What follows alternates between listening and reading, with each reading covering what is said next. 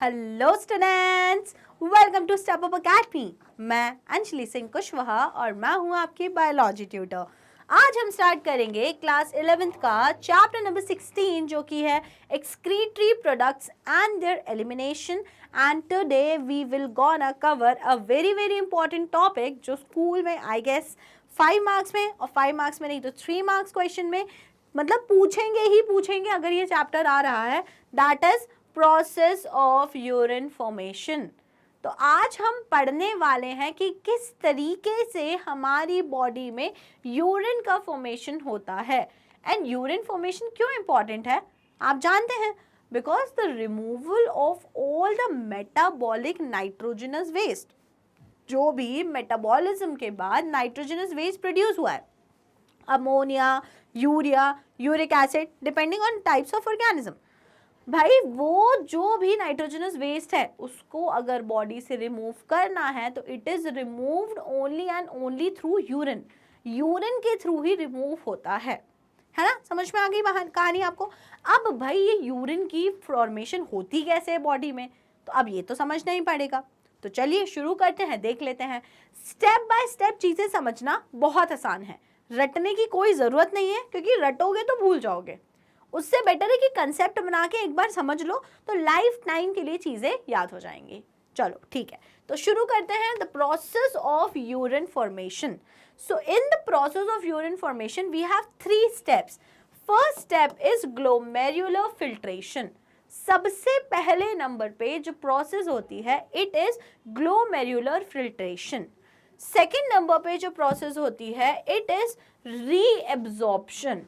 It is reabsorption. And the third process in the process of urine formation, that is tubular secretion. That is tubular secretion. तो हमारे पास कितने processes होते हैं अगर हम बात करते हैं urine formation के? We have total 3 steps. Number 1, there is the process is known as glomerular filtration. क्या होता है सबसे पहले? glomerular filtration. सेकेंड नंबर पे होता है रीएब्जॉर्प्शन। क्या होता है? रीएब्जॉर्प्शन। एंड थर्ड नंबर पे होता है ट्यूब्यूलर सिक्रीशन। क्या होता है? सिक्रीशन। अब स्टेप्स तो समझ में आ गए, नाम भी याद हो गए होंगे। अब हम आगे क्या करेंगे पता ही है आप सबको, क्या करने वाले हैं? We will gonna study each of the step in detail. हम हर एक स्टेप को डिटेल में कवर करते हैं। सबसे पहले देख लेते हैं ग्लोमेरुलर फिल्ट्रेशन। ग्लोमेरुलर फिल्ट्रेशन से भाई क्या समझ आता है? तो glomerular filtration, glomerular capillary blood pressure causes filtration of the blood through 3 layers. अब जैसे जिसने भी डिफ्यूजन मेम्ब्रेन के बारे में पढ़ा है, जिसने भी लंग्स पढ़े हैं और लंग्स में डिफ्यूजन मेम्ब्रेन के बारे में पढ़ा है कि 3 लेयर थे, एक डिफ्यूजन मेम्ब्रेन होती है जिससे गैसियस एक्सचेंज होता है, उसको तो ये कहानी बड़ी हलवा लगेगी, बोलेंगे हैं वहीं उसी के जैसा तो है सेम। और जो पहली बार पढ़ रहे हैं उनको भी ये बहुत आसान लगेगी क्योंकि ये डिफिकल्ट है ही नहीं। चलो देख लेते हैं। पहली स्टेप का नाम है ग्लोमेरुलर फिल्ट्रेशन। मतलब कुछ चीज का तो फिल्टर होना है, फिल्ट्रेशन होना है, और कहाँ से होना है? ग्लोमेरुलाई से होना है। अब आप इतना तो जानते ही है ना ग्लोमेरुलाई क्या होती है, इसीलिए भैया हमने पहले आपको बोला था जाके नेफ्रॉन पढ़ के आओ। नेफ्रॉन पढ़ाया है, किडनी पढ़ाई है, तब जाके हम आपको ये पढ़ा रहे हैं। अब ग्लोमेरुलाई नहीं पता तो भाई कैसे ग्लोमेरुलर फिल्ट्रेशन पढ़ोगे? तो इसीलिए पहले जल्दी से भाग के जाओ, नेफ्रॉन की वीडियो देख के आओ अगर नहीं देखी है तो, और देख लिया तो बढ़िया, ग्लोमेरुलर समझ ही आता होगा क्या है। सो मतलब कि ग्लोमेरुलर फिल्ट्रेशन से हमें ये क्लियर होता है कि there will be the process of filtration in the glomeruli. Glomeruli में फिल्ट्रेशन होने वाला है। अब ये ग्लोमेरुलाई क्या होती है? तो आप अगर जानते हैं ये जो टफ कैपिलरी होता है this is known as glomeruli. अब इससे फिल्ट्रेशन कैसे होगा? क्या है? कैपिलरी है तो इसके अंदर क्या होगा? ये जो ग्लोमेरुलाई है ये एक कैपिलरी है, तो इस ग्लोमेरुलाई के अंदर होगा blood. If I draw glomeruli, ये मैं ग्लोमेरुलाई की वॉल बना दे रही हूँ, तो इसके अंदर होगा ब्लड। क्या होगा? इसके अंदर ब्लड होगा, ठीक है। और ये जो ब्लड ग्लोमेरुलाई है ये किसके अंदर प्रेजेंट होती है? It is present inside the Bowman capsule. जो हमारा बोमेन कैप्सूल है उसके अंदर प्रेजेंट होती है। डायग्राम बहुत ही गंदा बन गया, मैं फिर से बनाना चाहूंगी। ये एक मेरा बोमेन्स कैप्सूल है और इसके अंदर आप इमेजिन कर पा रहे हैं कि इसके अंदर प्रेजेंट है एक हमारी कैपिलरी, और इस कैपिलरी के अंदर क्या है? इस कैपिलरी के अंदर ब्लड है, बहुत सारा ब्लड है। अब क्या होगा? ब्लड के अंदर से जो भी कंस्टिट्यूएंट्स हैं वो फिल्टर होके आ जाएंगे इन दिस कैविटी। तो इस कैविटी को हम लोग बोलते हैं बोमेन्स कैविटी। जो आपको येलो कलर की कैविटी दिख रही है, this is the Bowman's cavity. So all the constituent, जो भी मेटाबॉलिक नाइट्रोजनस वेस्ट है प्रेजेंट है ब्लड के अंदर, that nitrogenous waste will move into this capillary, यहाँ पे जो कैपिलरी नहीं, this space, this Bowman space है ना, तो ये जो यही फिल्ट्रेशन यहाँ पर होगा, this is known as glomerular filtration. ठीक है, समझ में आ रही? तो फिल्ट्रेशन के नाम पे हो क्या रहा है, जो भी ब्लड के अंदर नाइट्रोजनस वेस्ट है वो सारे के सारे मूव कर जाएंगे into this Bowman's cavity, Bowman's cavity के अंदर आने वाले हैं। चलो अब भाई कैसे आएंगे, ये भी तो इंपॉर्टेंट है, अपने आप उड़ के तो आ नहीं जाएंगे। सो द ब्लड प्रेशर, जो भी ब्लड के फ्लो करने का प्रेशर है, जो भी प्रेशर कैपिलरी की वॉल पे एक्सर्ट कर रहा है blood, through that pressure this filtration will take place. उस प्रेशर के कारण जो फिल्ट्रेशन है वो हो जाएगा।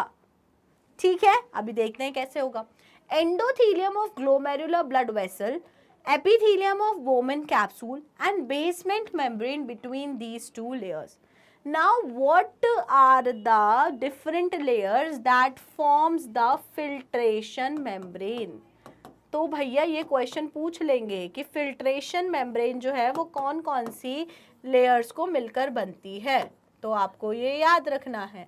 फिल्ट्रेशन मेम्ब्रेन सबसे पहले कौन सी लेयर इन्वॉल्व होगी, filtration layer will involve endothelium of glomerular blood vessel. आपको समझाया ना, ये ब्लड वेसल है तो ये ब्लड वेसल की जो वॉल इन्वॉल्व होगी, this is endothelium, endothelium of blood vessel. Then there will be Bowman capsule, उसके बाद में क्या लाई करेगा, Bowman capsule. So second layer क्या हो जाएगी, this white layer is the epithelium of Bowman capsule, epithelium of the Bowman capsule। तो endothelium of blood vessel, epithelium of Bowman capsule, and between these two layers we have basement membrane। so इन दोनों के बीच में यहाँ जो membrane present होती है, it is the basement membrane। so through these three layers filtration took place, filtration होता है। तो फिल्ट्रेशन मेम्ब्रेन में कौन सी तीन लेयर्स इन्वॉल्व होती हैं, filtration membrane involve three layer, endothelium of, endothelium किसकी है, ब्लड वेसल की, epithelium of Bowman capsule, Bowman capsule का क्या है, एपिथेलियम है, एंड इन दोनों लेयर्स के बीच में जो लेयर होती है, it is the basement membrane, it is the basement membrane, and through these three layers filtration took place. जो फिल्ट्रेशन की प्रोसेस है वो इन तीन लेयर्स के थ्रू होगी। Clear everyone? ओके, चलिए बढ़िया। अब आगे देख लेते हैं epithelial cells, the podocytes of the Bowman capsule are arranged in an intricate manner leaving some minute spaces called filtration slits और द स्लिट पोर। अब एक और बात समझ लो, जो हमारा बोमेन कैप्सूल होता है, तो बोमेन कैप्सूल कैसा होता है भाई, सब जानते हैं, इस टाइप का कुछ हमारा कप शेप का बोमेन कैप्सूल होता है। ठीक है, इस टाइप का कुछ हमारा बोमेन कैप्सूल होता है। और बोमेन कैप्सूल में आप सभी जानते हैं, ये वाली जो अंदर वाली वॉल होती है, this is the visceral endothelium, and जो आउटर लेयर होती है, it is the parietal endothelium. So जो विसरल एंडोथेलियम होती है, यहाँ पर कुछ पोर्स प्रेजेंट होते हैं, कुछ यहाँ पे सेल्स प्रेजेंट होती हैं, and the cells create pores in between them. अगर मैं इस विसरल मेम्ब्रेन को जूम करके बनाऊं तो ये कैसी है, देखो मैं इसको यहाँ जूम करके बना रही हूँ तो कैसी दिखेगी, आपको यहाँ पे कुछ ऐसे पेडिकल लाइक प्रोजेक्शन दिखेंगे। So these cells are known as podocytes. ये जो आपको पेडिकल शेपेड दिख रहे हैं, these are the podocytes. Podocytes, इन सेल्स को क्या बोलते हैं, पोडोसाइट्स, क्योंकि आपको दिख रहा है ना ऐसे प्रोजेक्शंस टाइप के हैं, तो इसलिए इन्हें हम कहते हैं पोडोसाइट्स। एंड इन पोडोसाइट्स के बीच में, in between these podocytes they have gap, foot like projection है ना, पैर की तरह foot like projection दिख रहे हैं आपको। so these foot like projection cells are known as podocytes। podocytes के बीच में present होते हैं गैप, जिन गैप को हम लोग बोलते हैं slit pores, जिन गैप्स को हम लोग क्या बोलते हैं, slit pores। these gaps are known as slit pores, slit pores. समझ आ रही है बात? ठीक है, तो भाई क्या हो गया, एपिथेलियल सेल्स जो होती हैं, एपिथेलियल सेल्स में क्या प्रेजेंट होते हैं, podocyte, foot shaped cells present होती हैं। अब ये जो फुट शेपिड सेल्स हैं, पोडोसाइट्स हैं, इनमें कुछ गैप प्रेजेंट होते हैं which are known as slit pores, which are known as filtration slits और द स्लिट पोर्स। कुछ नहीं, माइन्यूट गैप्स हैं। अब थोड़ा दिमाग के ढक्कन खोलो तो रियलाइज होगा कि क्यों प्रेजेंट है ये गैप। आप सोच लो क्यों प्रेजेंट है भैया। अगर चीजें फिल्टर होके इस कैविटी के अंदर आना है, यहाँ ग्लोमेरुलस से चीजें फिल्टर होकर इस कैपिलरी के अंदर तक आना है, तो मतलब इस विसरल एपिथेलियम में पक्के से कुछ स्पेस होने चाहिए, होने ही पड़ेंगे, तब जाके तो फिल्टर होके चीजें इस कैविटी के अंदर आएंगी। अगर इस बोमेन्स कैप्सूल या इस विसरल एपिथेलियम में स्पेस नहीं होते, ये स्लिट पोर नहीं होते, तो कभी भी सब्सटेंस फिल्टर होके बोमेन कैविटी के अंदर आ ही नहीं पाते। है ना, बड़ी इजी सी कहानी, मतलब बेसिक कॉमन सेंस वाली कहानी है, कुछ भी डिफिकल्ट कहानी नहीं है, बल्कि कॉमन सेंस वाली कहानी है। तो चलिए, आपको पोडोसाइट्स और स्लिट पोर्स क्लियर हुआ। तो ये देखो, ये जो डायग्राम है, it is showing the slit pores and the podocytes. तो आपको दिख रही है ना, क्या बोलते हैं, फुट लाइक प्रोजेक्शंस दिख रही हैं, तो दीज आर द पोडोसाइट्स, और उनके बीच में जो स्पेस होता है, it is the filtration slit और the slit pore. Okay, now about 1100 to 1200 ml of blood is filtered by kidney per minute. दोनों किडनी हर एक मिनट में 1100 से 1200 ml ब्लड को फिल्टर करती हैं। It constitutes about 1/5 of the blood pumped out by each ventricle of a heart in a minute. अब आपको पता है कार्डियक आउटपुट कितना होता है? आपको पता है कार्डियक आउटपुट होता है 5 लीटर, और या फिर इसको बोलो तो 5000 ml। 5000 ml, इस 5000 ml में से किडनी के पास कितना जाता है? इसको हम लोग बोलते हैं रीनल ब्लड फ्लो। क्या बोलते हैं इसको हम लोग? Renal blood flow.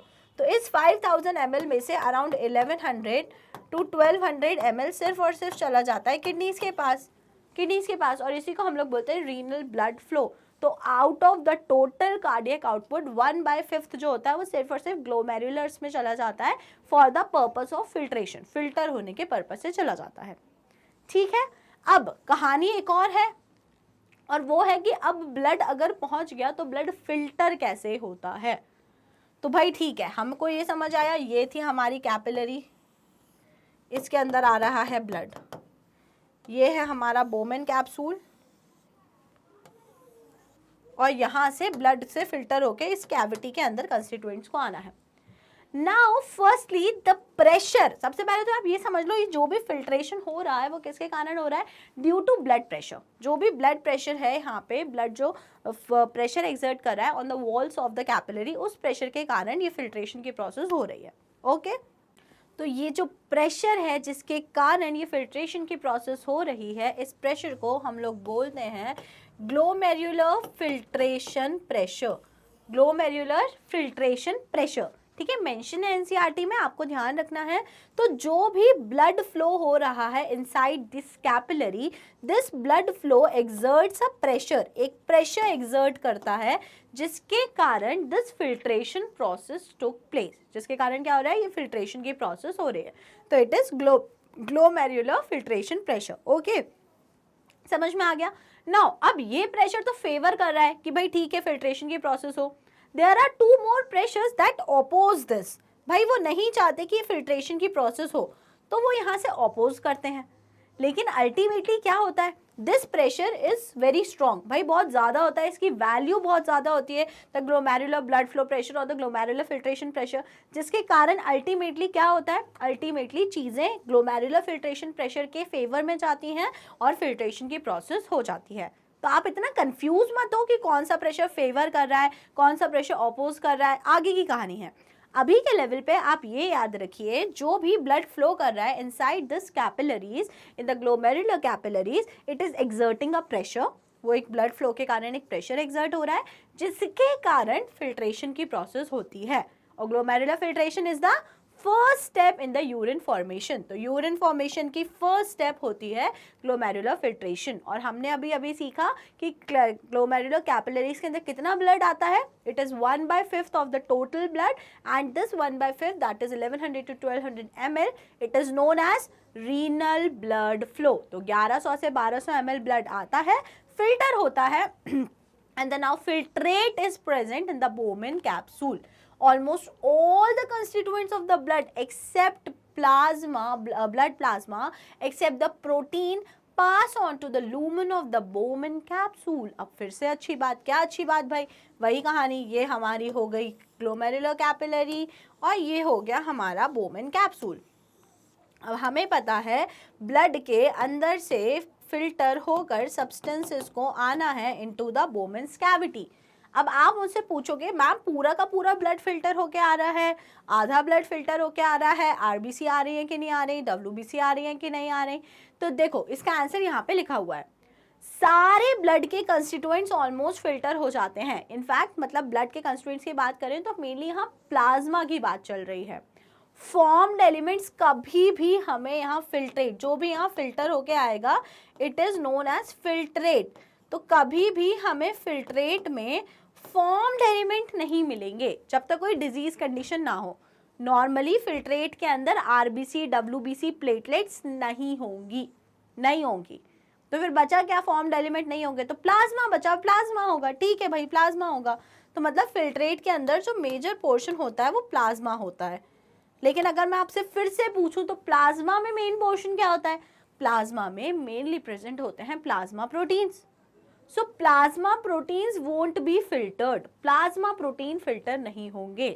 तो अगर मैं आपसे पूछ रही हूँ कि फिल्ट्रेट में क्या होता है, जो भी यहाँ पर अभी ग्लोमेरुलर फिल्ट्रेशन हुआ, उस फिल्ट्रेशन के बाद अगर मैं पूछूं जो फिल्ट्रेट हमको ऑब्जर्व हुआ इन बोमेन कैविटी, जो बोमेन कैविटी के अंदर फिल्ट्रेट आ गया है, अब आप मुझे बताओ उस फिल्ट्रेट में क्या होगा?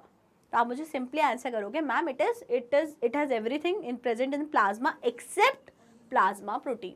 पूरा का पूरा प्लाज्मा होगा, प्लाज्मा में जो भी सब कुछ होगा, बस किसको छोड़ के? प्लाज्मा प्रोटीन्स को छोड़ के। फिर मैं अगला क्वेश्चन पूछूंगी क्या फॉर्म्ड एलिमेंट्स होंगे आरबीसी, डब्ल्यूबीसी, प्लेटलेट्स? तो आप बोलोगे मैम नहीं होंगे।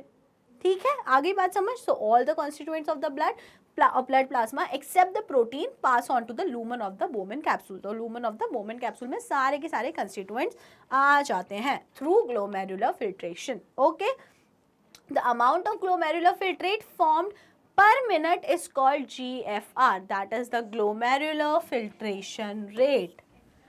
अब हमारी दोनों किडनी में, दोनों हमारे पास दो किडनी है, भूल मत जाना, ये दो किडनी हो गई हमारी। दोनों किडनी में जितने भी नेफ्रॉन्स प्रेजेंट हैं, तो भाई हर एक में 1 मिलियन है ना ऑलमोस्ट, है ना? तो भाई दोनों किडनी में जितने भी नेफ्रॉन्स हैं उनसे दोनों के सारे नेफ्रॉन्स को मिला के जितना भी फिल्ट्रेट प्रोड्यूस होता है इन अ मिनट, 1 मिनट में जितना भी फिल्ट्रेट, जितना भी ब्लड फिल्टर होके बोमेन कैविटी में आ गया है, बोमेन कैप्सूल की कैविटी में आ गया है, उस फिल्ट्रेट को हम बोलते हैं ग्लोमेरुलर फिल्ट्रेशन रेट। तो जीएफआर की डेफिनेशन पूछी जाती है, क्या होता है जीएफआर?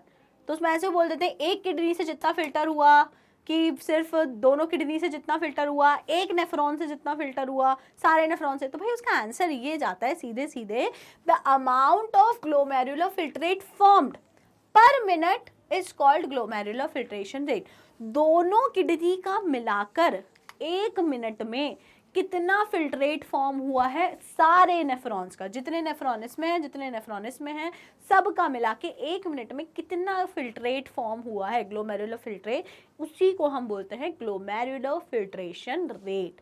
एंड नॉर्मल वैल्यू कितनी होती है जीएफआर की? इट इज 125 ml पर मिनट। इट इज 125 ml पर मिनट। 1 मिनट में कितना बनता है? 1 मिनट में हमारे पास बनता है 125 ml पर मिनट। ठीक है, समझ आ रही है कहानी? और 1 मिनट में अगर 125 ml बन रहा है, अब आप इसको पूरे दिन के लिए निकालना चाहते हो तो कैसे निकालोगे? अब कैसे निकालोगे? देखो, हमें पता है पूरे दिन भर में कितने आवर्स होते हैं, 24 आवर्स, है ना, 24 आवर्स। तो 24 आवर्स को आपको कन्वर्ट करना पड़ेगा मिनट में। कैसे कन्वर्ट करोगे? 1 मिनट में होते हैं 1 आवर में होते हैं, 1 आवर में होते हैं टोटल 60 मिनट। तो आप क्या करोगे 24 आवर्स के लिए कैसे करोगे, 24 मल्टीप्लाइड बाय 60, ये तो हो गए मिनट्स, और 24 मल्टीप्लाइड बाय 60 मल्टीप्लाइड बाय 125, तो ये आ जाएगा पूरे दिन भर का GFR एक दिन के लिए। तो जब ये वैल्यू आप निकालोगे कैलकुलेट करके तो it will be 180 litre per day. तो एक मिनट में जो बनता है that is GFR, glomerular filtration rate. It normal value कितनी है 125 ml पर मिनट, और अगर हम उसको पूरे दिन के लिए फाइंड करें 24 आवर्स के लिए फाइंड कर रहे हैं तो it will be 180 litre per day. तो पूरे एक दिन में 180 लीटर ग्लोमेरुलर फिल्ट्रेट बनता है। कितना फिल्ट्रेट बनता है, 180 लीटर फिल्ट्रेट बनता है। तो ग्लोमेरुलर फिल्ट्रेशन की पूरी कहानी के बाद हमें ये समझ में आया कि कुछ नहीं, बहुत इजी है। एक फिल्ट्रेशन मेम्ब्रेन होती है जो 3 लेयर से बनती है। क्या 3 लेयर थी वो, endothelium of blood vessel, basement membrane and the epithelium of Bowman capsule. इन 3 लेयर्स के थ्रू फिल्ट्रेशन होता है through the pressure created by the blood flowing in the glomerular capillary. Filtration हो जाता है और जो भी वैल्यू होती है उसे हम GFR बोलते हैं, जिसकी नॉर्मल वैल्यू है 125 ml पर मिनट, और एक दिन में टोटल 180 लीटर फिल्ट्रेट बनता है। तो अब आधो के दिमाग में ये चल रहा होगा यार 180 लीटर फिल्ट्रेट बनता है, लेकिन मुझे तो नहीं लगता इतना वॉशरूम जाते हैं। 180 लीटर तो बहुत ज़्यादा होता है। अगर 180 लीटर फिल्ट्रेट बन रहा होता, मतलब यूरिन बन रही होती, तो हमको तो दिन भर वॉशरूम में ही बैठे रहना पड़ता। लेकिन यार ऐसा तो नहीं होता, यूरिन 180 लीटर तो नहीं होती। तो जिनको ऐसा लग रहा है उनको बिल्कुल सही लग रहा है, क्योंकि वो सही डायरेक्शन में सोच रहे हैं। आप देखो फिल्ट्रेट एक दिन में कितना फॉर्म हुआ, 180 लीटर पर डे। लेकिन क्या आप यूरिन भी इतना ही एक्सक्रीट करते हो 180 litre per day? No, you just excrete 1 to 2 liters of urine per day। तब आप बोलोगे भाई 180 से 1 से 2 लीटर पे कैसे आ गई मैम, बाकी का कहाँ चला गया? चलो 2 लीटर भी अगर एक्सक्रीट कर रहे हैं तो बाकी का 178 लीटर कहाँ चला गया glomerular filtrate? So that 178 litre will be reabsorbed and this is the second step of urine formation. तो यूरिन फॉर्मेशन में सेकेंड स्टेप जो होती है वो होती है रीअब्सॉर्प्शन। क्या होती है? Reabsorption. 180 liter of glomerular filtrate is produced daily, but 99% of this reabsorbed by renal tubule। बनता 180 लीटर है, बट इसमें से 99% रीनल ट्यूब्यूल्स जो हैं वो वापस से रीअब्सॉर्ब कर लेते हैं। So normal volume of urine released is around 1.5 litre. तो भाई 180 लीटर यूरिन नहीं बनती है, बल्कि अराउंड जस्ट 1.5 लीटर सिर्फ वॉल्यूम ऑफ यूरिन आपकी बॉडी से एक्सक्रीट आउट होती है। बाकी जितना भी 180 लीटर प्रोड्यूस हुआ है द ग्लोमेरुलर फिल्ट्रेट, 99% पोर्शन जो है वो रीअब्सॉर्ब हो जाएगा। क्या हो जाएगा? वो रीअब्सॉर्ब हो जाएगा। Okay. From the filtrate, glucose, amino acids, sodium, etc. are reabsorbed actively and nitrogenous waste are absorbed passively। अब भाई क्या हो रहा है, देखो हमने ये सीखा था कि ग्लोमेरुलर फिल्ट्रेशन के बाद ग्लोमेरुलर फिल्ट्रेट जो है, ग्लोमेरुलर फिल्ट्रेट जो था, उस ग्लोमेरुलर फिल्ट्रेट में सब कुछ प्रेजेंट था। प्लाज्मा का सारा कुछ कंस्टिट्यूएंट था, प्लाज्मा का सारा कंस्टिट्यूएंट्स था except plasma protein. Plasma proteins को छोड़ के सब कुछ प्रेजेंट था इन दिस ग्लोमेरुलर फिल्ट्रेट। मतलब इसमें ग्लूकोज भी था, सोडियम आयंस थे, और उसके बाद में यूरिया, सब कुछ प्रेजेंट था इस प्लाज्मा में। अब सब कुछ को एक्सक्रीट, ग्लूकोज है जैसे, अब ग्लूकोज को भाई आप ऐसे ही थोड़ी ना फेंक सकते हो, ग्लूकोज तो आपकी बॉडी के लिए एसेंशियल है। तो mainly glucose will be absorb. तो क्या क्या एब्जॉर्ब हो जाएगा? देखो glucose, amino acids, sodium ions, this is Na plus not NAT, Na plus etc. all these absorbed actively। तो एक्टिव एब्जॉर्प्शन किस किस का होगा? एक्टिव एब्जॉर्प्शन होगा glucose, amino acids and sodium. And if we talk about nitrogenous waste, तो small amount of urea will be reabsorbed. तो जो ये नाइट्रोजनस वेस्ट वगैरह का एब्जॉर्प्शन है इट विल अकर पैसिवली। तो आपको रीअब्जॉर्प्शन में ये याद रखना है, रीअब्जॉर्प्शन में एक्टिव रीअब्जॉर्प्शन भी होगा और पैसिव रीअब्जॉर्प्शन भी होगा। एक्टिव रीअब्जॉर्प्शन किस किस का होता है, glucose, amino acid, sodium ions etcetera, and passive reabsorption होता है नाइट्रोजनस वेस्ट का, ठीक है। Passive reabsorption of water occurs in the initial segment of the nephron, और साथ ही साथ में जो वाटर है, वाटर उसका भी पैसिव रीअब्जॉर्प्शन होता है, बेसिकली सिंपली ऑस्मोसिस होता है। क्या होता है, ऑस्मोसिस। तो भाई वाटर का भी रीअब्जॉर्प्शन, अब इतना सारा पानी है प्लाज्मा में, है ना, 180 लीटर बना हुआ है, तो सारा बॉडी से नहीं निकाल सकते ना, इतना पानी थोड़ी है, तो सारा का सारा वाटर भी रीअब्जॉर्ब हो जाता है। तो आपको रीअब्जॉर्प्शन में ये याद रखना है, जो इतना सारा फिल्ट्रेट बना वो पूरा बॉडी से एक्सक्रीट नहीं कर देंगे, रादर हम उसमें से जो भी एसेंशियल चीज़ें हैं उन सबको वापस से रीअब्जॉर्ब कर लेंगे, like the water, glucose, amino acid, sodium ion, some nitrogenous waste, उसको हम वापस से एब्जॉर्ब कर लेंगे। अब आधों को ये वाली बात बड़ी खटक रही होगी कि हम नाइट्रोजनस वेस्ट को क्यों वापस से एब्जॉर्ब कर रहे हैं, वो तो निकालना है हमें, तो ऐसे ही एक्सक्रीट आउट करना है। तो अभी हम सीखेंगे कि why this absorption is necessary to maintain the osmolarity. Medulla के अंदर जो किडनी का मेड्यूला वाला पार्ट है उसके अंदर ऑस्मोलैरिटी मेंटेन रहे, that is why small amount of nitrogenous waste का भी वापस से रीअब्जॉर्प्शन होता है। ओके, क्लियर, बढ़िया। Now we have third process, that is tubular secretion. तो आपने सबसे पहले क्या पढ़ा भाई, आपने सबसे पहले देखा कि ग्लोमेरुलर फिल्ट्रेशन हो गया, सेकेंड स्टेप में रीअब्जॉर्प्शन हो गया कि जो भी एसेंशियल चीज़ें थी वो हमने सारी की सारी रीअब्जॉर्ब कर ली। अब जो रीअब्जॉर्ब करने के बाद जो 180 लीटर बना था ग्लोमेरुलर फिल्ट्रेट, अब वो 180 लीटर नहीं रह गया, it reduces to almost 1 to 2 litre के अराउंड वो कम हो चुका है। Now there is a need to secrete out some substances. So cells of PCT and DCT, proximal convoluted tubule and distal convoluted tubule, maintain ionic sodium potassium balance and acid base balance pH of the body fluids by selective secretion of किस-किसका, hydrogen, potassium and ammonia into the filtrate and absorption of bicarbonate from it. अब आप इस चीज को समझो ध्यान से कि भाई बॉडी में दो चीजें मेंटेन रहना जरूरी है, पहला तो ionic balance and second is the pH, क्योंकि एक एक्यूरेट पीएच में और एक्यूरेट अमाउंट ऑफ आयंस की प्रेजेंस में ही बॉडी नॉर्मल फंक्शनिंग कर पाती है। अगर पीएच डिस्टर्ब हो रही है या बॉडी का आयोनिक बैलेंस डिस्टर्ब हो रहा है तो सीधी सी बात है normal functioning of the body भी अफेक्ट होगी।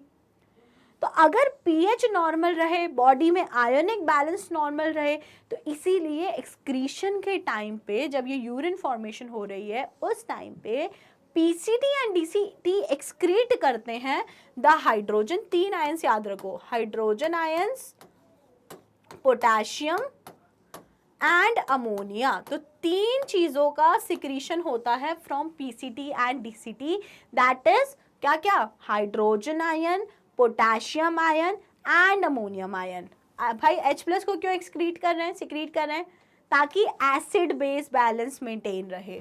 पोटेशियम और NH3 का क्या चक्कर है भाई, अमोनिया को क्यों कर रहे हैं, क्योंकि ताकि भाई एसिड बेस बैलेंस मेंटेन रहे। पोटेशियम को एक्सक्रीट करने का क्या चक्कर है भाई, हाइपर कैलेमिया ना हो और आयोनिक बैलेंस मेंटेन रहे। तो आपको 2 बैलेंस मेंटेन रखने हैं। पहला कौन सा बैलेंस होता है, एसिड बेस बैलेंस, आपको पहला तो एसिड बेस बैलेंस मेंटेन रखना है, और दूसरा कौन सा बैलेंस आपको मेंटेन रखना है, आयोनिक बैलेंस। तो भाई एसिड बेस बैलेंस मेंटेन करने के लिए H+ और NH3 सिक्रीट हो रहे हैं, ये एसिडिक होते हैं, ये बेसिक होते हैं, और आयोनिक बैलेंस मेंटेन करने के लिए K+ सिक्रीट हो रहे हैं। ठीक है, समझ आई कहानी। अब ये एक्सक्रीट तो हो रहे हैं, ठीक है भाई, इनको सिक्रीट कर रहे हैं, बॉडी से निकाल रहे हैं, लेकिन लेकिन लेकिन लेकिन अब कुछ वापस से भी तो रीअब्जॉर्ब करना पड़ेगा ना, कुछ ions. So bicarbonate is the ion which is reabsorbed. Bicarbonate वो आयन होता है जो वापस से एब्जॉर्ब कर लिया जाता है। ठीक है, तो भाई आपको याद रखना है फिल्ट्रेट में सिक्रीशन किस किस का होता है, फिल्ट्रेट में सिक्रीशन होता है 3 सब्सटेंसेस का, hydrogen ion, potassium ion and ammonia. क्यों होता है secretion, to maintain acid base balance and ionic balance of the body.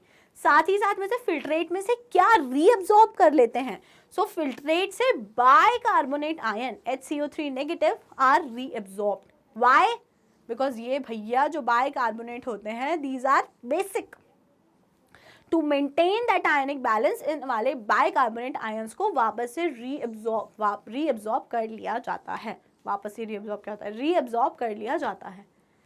ठीक है, क्लियर हुई ट्यूब्यूलर सिक्रीशन की कहानी। तो 3 सब्सटेंस होते हैं, 3 आयंस होते हैं जिनका सिक्रीशन किया जाता है और एक आयन ऐसा होता है जिसको वापस से रीअब्सॉर्ब कर लिया जाता है, that is bicarbonate. And this is everything about tubular secretion.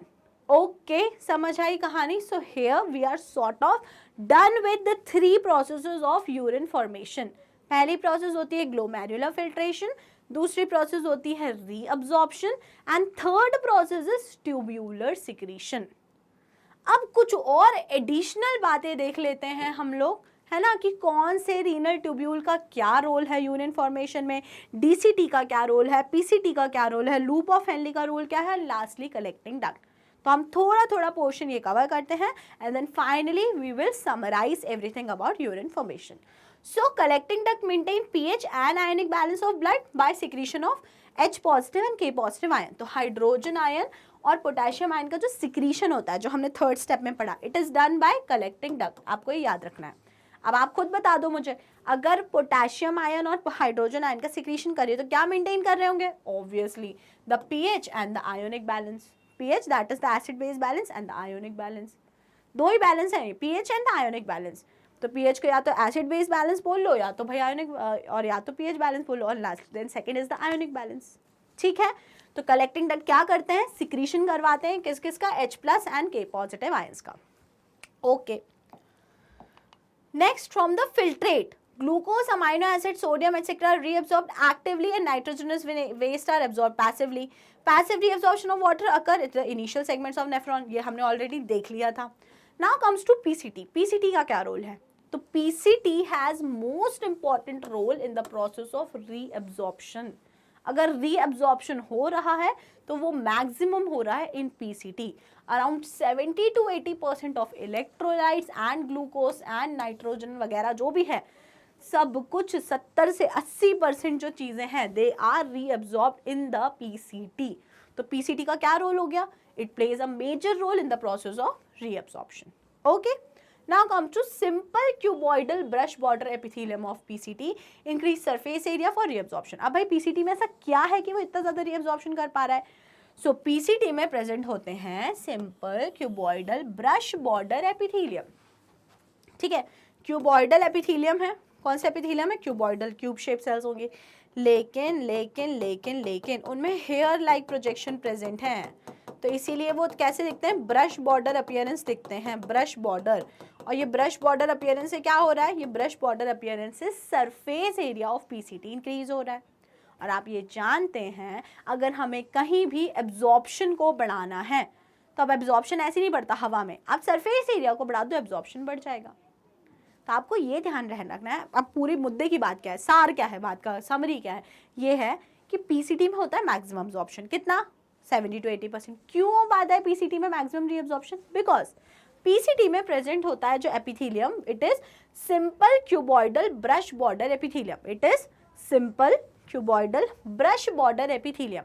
तो ये ब्रश बॉर्डर होने से क्या है, उसमें छोटे छोटे हेयर लाइक स्ट्रक्चर प्रेजेंट है, जिसके कारण एपिथेलियम का सरफेस एरिया इंक्रीज हो जाता है। एंड जब सरफेस एरिया इंक्रीज हो गया तो there will be more absorption, there will be more absorption. चलो बढ़िया, नेक्स्ट देख लेते हैं लूप ऑफ हेनली। तो लूप ऑफ हेनली का काम क्या होता है? Loop of Henle maintain high osmolarity of medullary interstitial fluid. अभी हम पढ़ेंगे काउंटर करंट मैकेनिज्म अगले वीडियो में। तो मैं आपको समझाऊंगी, जब हम कॉर्टेक्स से मेड्यूला की तरफ जाते हैं, जब भी हम किडनी में, this is suppose this is cortex and this is medulla, तो जब भी हम कॉर्टेक्स से मेड्यूला की तरफ जाते हैं तो ऑस्मोलैरिटी इंक्रीज होती जाती है। सबसे ऊपर कॉर्टेक्स में रहती है 300, then 600, then 900, 900 and then finally 1200 milli osmolitre. तो आप जैसे जैसे कहाँ से, कॉर्टेक्स से मेड्यूला की तरफ जाते हो, कहाँ से कहाँ जा रहे हो आप? कॉर्टेक्स से मेड्यूला की तरफ जाते हो, तो क्या होता जाता है? कंसंट्रेशन इंक्रीज होती जाती है, ऑस्मोलैरिटी इंक्रीज होती जाती है। मतलब now the amount of urea और दिस इलेक्ट्रोलाइट्स वो ज़्यादा हो गए हैं नीचे मेड्यूला की तरफ, एंड वाटर का अमाउंट कम हो गया है, और ऊपर आओगे तो उल्टा हो जाएगा।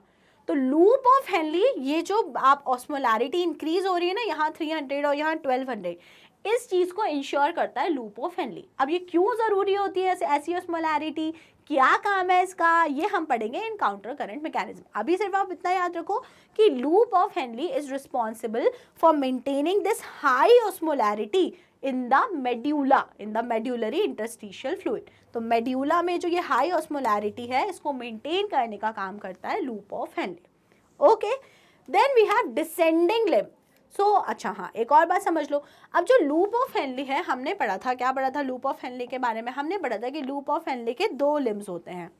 This is the descending limb and this is the ascending limb. तो ये बहुत इंपॉर्टेंट है। कैसे कर पा रहा है लूप ऑफ हेनली भैया ये हाई ऑस्मोलैरिटी को मेंटेन?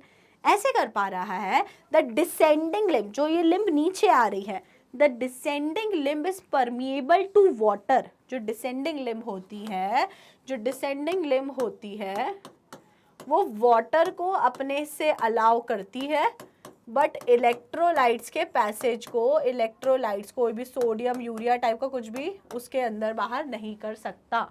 और वहीं अगर हम बात करते हैं असेंडिंग लिम्ब की, तो असेंडिंग लिम्ब वाटर के ट्रांसपोर्ट को अलाउ नहीं करती, लेकिन इलेक्ट्रोलाइट्स के ट्रांसपोर्ट को अलाउ करती है। ये बात आपको याद रखनी है।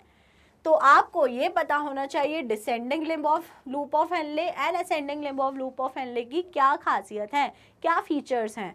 तो descending limb allow the movement of water but no movement of electrolyte. Ascending limb didn't allow the movement of water, but it clearly allows the passage of electrolytes. पढ़ो यहाँ पे आप, descending limb is permeable to water but almost impermeable to electrolyte. This concentrates the filtrate. अब भाई ये जो descending limb की एक खूबी है ये वाली, कि वाटर को जाने देना है, इलेक्ट्रोलाइट्स को नहीं जाना है। इसी कारण से मेड्यूला के तक आते आते ऑस्मोलैरिटी इंक्रीज हो जाती है। ठीक है, तो ये कैसे होता है इन डिटेल मैं आपको पढ़ाऊंगी in counter current mechanism. Okay, next, in ascending limb minimum reabsorption occur. अब असेंडिंग लिम्ब में मिनिमम रीअब्जॉर्प्शन होता है। It is impermeable to water. अभी समझाया कि भाई इम्परमिएबल होती है पानी के लिए ascending limb, but allow transport of electrolyte. तो आपको लूप ऑफ हेनली के बारे में बस इतनी बात याद रखो कि लूप ऑफ हेनली कर क्या रही है। लूप ऑफ हेनली मेड्यूला की तरफ जो हाई ऑस्मोलैरिटी है उसको मेंटेन कर रही है, साथ ही साथ में जो उसकी डिसेंडिंग लिम्ब होती है लूप ऑफ हेनली की, it is permeable to water but almost impermeable to electrolytes, and the ascending limb is impermeable to water but it is permeable for electrolytes. तो एक इलेक्ट्रोलाइट को जाने दे रहे हैं, वाटर को नहीं जाने दे रहे हैं, और एक वाटर को जाने दे रहे हैं तो इलेक्ट्रोलाइट्स को नहीं जाने दे रहे हैं। इसी मैकेनिज्म के कारण जो हमारा फिल्ट्रेट है वो कंसंट्रेट होता है एंड देन डाइल्यूट होता है। ओके, ठीक है, आ गई कहानी समझ।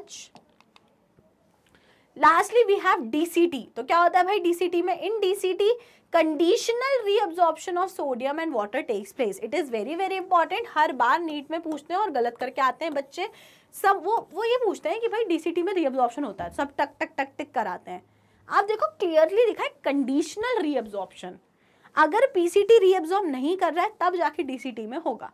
तो conditional reabsorption of sodium and water took place in DCT, conditional reabsorption. Okay, याद रखो। And lastly we have collecting duct. Collecting duct extend from cortex to the inner part of medulla. सभी जानते हैं कॉर्टेक्स से लेकर medulla तक extend करता है the collecting duct. It absorb large amount of water to concentrate urine. अब जो वाटर का एब्जॉर्प्शन होता है, मेनली जो वाटर का एब्जॉर्प्शन होता है, पहला तो कहाँ हो रहा था? पीसीटी में। सेकेंड साइट जहाँ पे वाटर का रीअब्जॉर्प्शन होता है, it is the collecting tubules, it is the collecting ducts और the collecting tubules. It also allows passage of small amount of urea into the medullary interstitium to keep the osmolarity. जैसा कि आपने PCT में भी पढ़ा कि PCT में भी small amount of nitrogenous waste absorb हो जाते हैं to maintain osmolarity. Similar thing is happening in the collecting duct. Collecting duct में दो चीज़ें हो रही हैं. Number one, it is absorbing water ताकि यूरिन कंसनट्रेट हो जाए, and secondly, it is also absorbing small amount of urea ताकि ऑस्मोलैरिटी मेंटेन रहे। ताकि क्या मेंटेन रहे? ऑस्मोलैरिटी मेंटेन रहे। ठीक है, आगे सारी कहानी समझ? बढ़िया।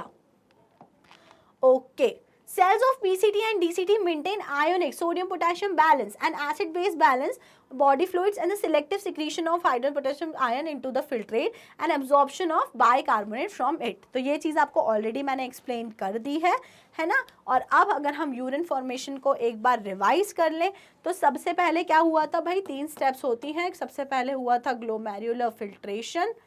क्या हुआ था सबसे पहले? ग्लोमेरुलर फिल्ट्रेशन, जिसमें हमने देखा था अबाउट फिल्ट्रेशन मेम्ब्रेन और अबाउट जीएफआर और कितना क्या फॉर्म होता है हमने सब देखा। सेकेंड स्टेप हमने देखा रीअब्जॉर्प्शन। तो हमने रीअब्जॉर्प्शन में ये सीखा कि कैसे कौन से रीनल ट्यूब्यूल का क्या रोल होता है, पीसीटी, डीसीटी, कलेक्टिंग डक्ट सब मिलके लूप ऑफ हेनले मिलके क्या कर रहे हैं। And last process it is the secretion. तो सिक्रीशन में we have seen that the PCT and DCT secrete ions. कौन से 3 ion? Potassium, sodium, potassium ion, hydrogen ion and the ammonia, जिसके कारण क्या हो भाई, जिसके कारण एसिड बेस बैलेंस और आयोनिक बैलेंस मेंटेन रहे। Okay, clear. So this is everything about urine formation. अगर सब कुछ समझ आ गया, मजा आ गया, तो वीडियो को जल्दी से कर दो लाइक। कोई भी डाउट है तो फटाफट से पूछ लो, क्योंकि बहुत इंपॉर्टेंट टॉपिक है भैया, बहुत ज़्यादा। और सब कुछ समझ आ गया, मजा आ गया, तो बस ठीक है, फिर देखते रहो, मजे करते रहो। Okay, thank you, keep watching.